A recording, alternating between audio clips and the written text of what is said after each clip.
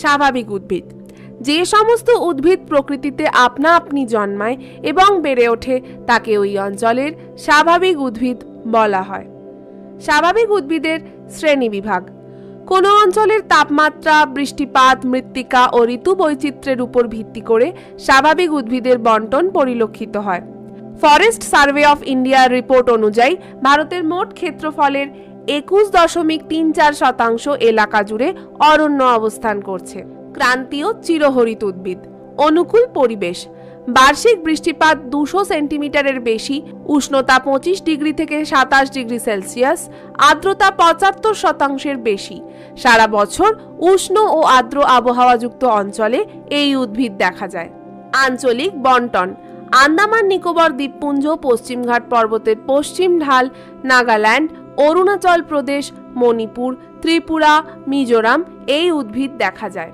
এই বনভূমির প্রধান প্রধান উদ্ভিদ হল আবলুস, গর্জন, পুন, তুন, শিশু, এবনি, রাবার, মেহগনি, বাঁশ, বেত প্রভৃতি।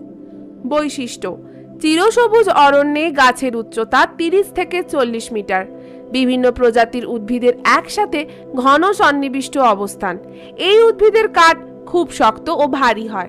ব্যবহার। আসবাবপত্র তৈরিতে, নির্মাণ কার্য, জ্বালানির কাজে, উপজাত দ্রব্যরূপে মধু, মোম, আঠা প্রভৃতির সংগ্রহ করা হয়। ক্রান্তীয় পর্ণমোচী উদ্ভিদ। ক্রান্তীয় পর্ণমোচী শ্রেণীর উদ্ভিদকে দুই ভাগে ভাগ করা যায়। ক. আর্দ্র পর্ণমোচী উদ্ভিদ। অনুকূল পরিবেশ। গড় বৃষ্টিপাত 100 থেকে 200 সেন্টিমিটার, গড় উষ্ণতা 27 ডিগ্রি সেন্টিগ্রেড, আর্দ্রতা 60 থেকে 70%। শুষ্ক গ্রীষ্মকাল এবং শুষ্ক শীতকালযুক্ত অঞ্চলে এই বনভূমি দেখা যায়। আঞ্চলিক বন্টন।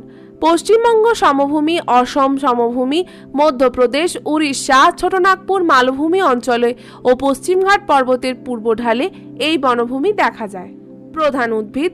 এই বনভূমির প্রধান উদ্ভিদ হল শাল, সেগুন, মহুয়া, কুসুম, আম, জাম, তেঁতুল ইত্যাদি।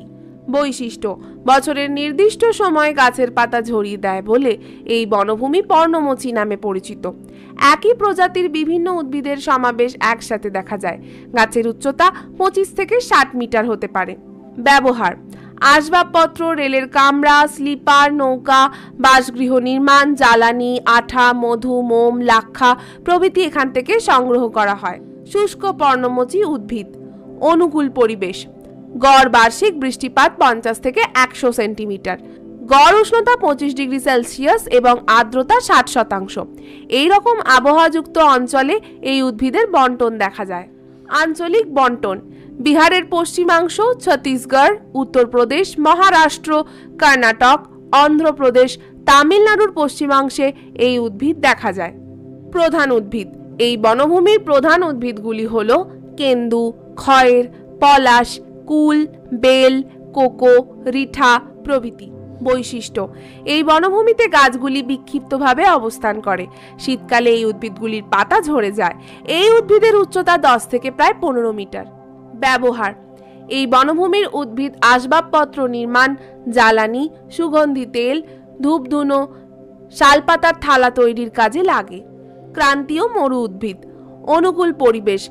গড় বৃষ্টিপাত 25 সেন্টিমিটারের কম, উষ্ণতা 30 থেকে 35 ডিগ্রি সেন্টিগ্রেড এবং কম আর্দ্রতাযুক্ত অঞ্চলে এই বনভূমি দেখা যায়।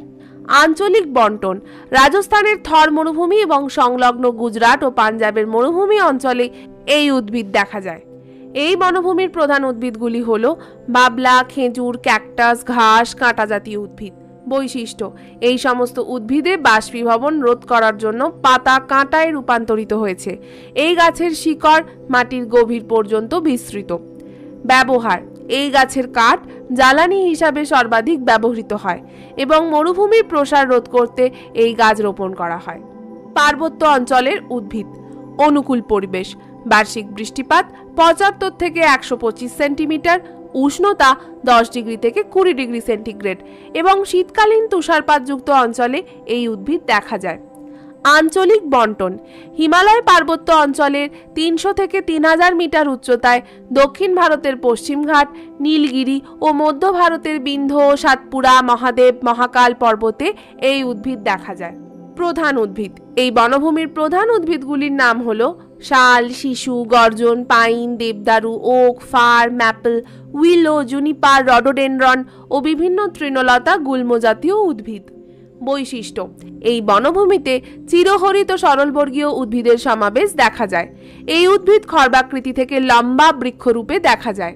ব্যবহার: এই উদ্ভিদের কাঠ আসবাবপত্র তৈরিতে, প্যাকিং বাক্স, দেশলাই বাক্স তৈরিতে, কাগজ শিল্পে, ওষুধ ও জ্বালানি শিল্পে এবং জ্বালানি হিসাবে ঘর গরম রাখতে ব্যবহৃত হয়।